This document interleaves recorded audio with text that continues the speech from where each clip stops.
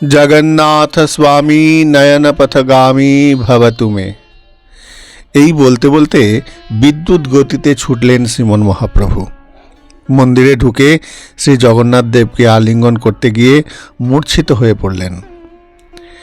সার্বভৌম ভট্টাচার্য তাকে সুস্থ করবার জন্য নিজের গৃহে নিয়ে গেলেন।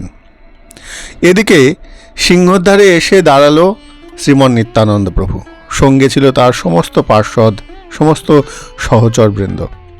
জগন্নাথ দেবের সেবক বললেন, এই আপনারা স্থির হয়ে জগন্নাথ দেবকে দর্শন করুন, আর ওই যে সোনার বরণ ঠাকুরের মতন চাঞ্চল্য প্রকাশ করবেন না। শ্রীমন নিত্যানন্দ প্রভু মৃদু মৃদু হাসলেন। সেই হাসিটা যেন এক রহস্যময় হাসি। এরপর মন্দিরে প্রবেশ করলেন।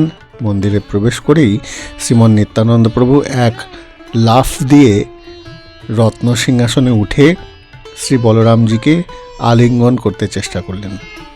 এদিকে এক বিরাট দেহধারী পালোয়ান সেবক আমাদের নিতাই চাঁদের হাত ধরে বাধা দিতে গেল, আর নিতাই চাঁদও অমনি হাত ছাড়িয়ে নিতেই সেই বিশাল দীর্ঘকায় পালোয়ান পড়ল গিয়ে 10 হাত দূরে।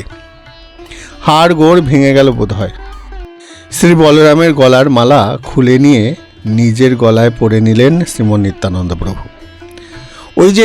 ওই যে পালোয়ানটা, ওই পালোয়ান সেবকটি চিৎকার করে বলল, আমি মত্ত হাতিকে ধরে রাখতে পারি, কিন্তু এই অবধূত ছুতে না ছুতেই আমি মেঝের ওপর ছিটকে পড়লাম।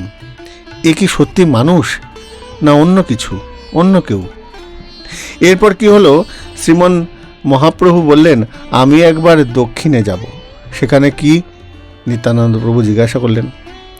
মহাপ্রভু বললেন, সেখানে আমার দাদা বিশ্বরূপ সন্ন্যাস নিয়েছে, দক্ষিণ দেশে গিয়েছে বলেই আমি শুনেছি। হঠাৎ নিত্যানন্দ প্রভুর দুহাত চেপে ধরে শ্রীমন মহাপ্রভু বললেন, আমি তার সন্ধানে যাব, আর পারি তো তাকে আবার ফিরিয়ে আনব। এই নিত্যানন্দ প্রভুই তো সেই বিশ্বরূপ, এ তো শ্রীমন মহাপ্রভুর জানা। তবে এই লীলাটা কেন? পরের প্রসঙ্গ আগামী পর্বের জন্য।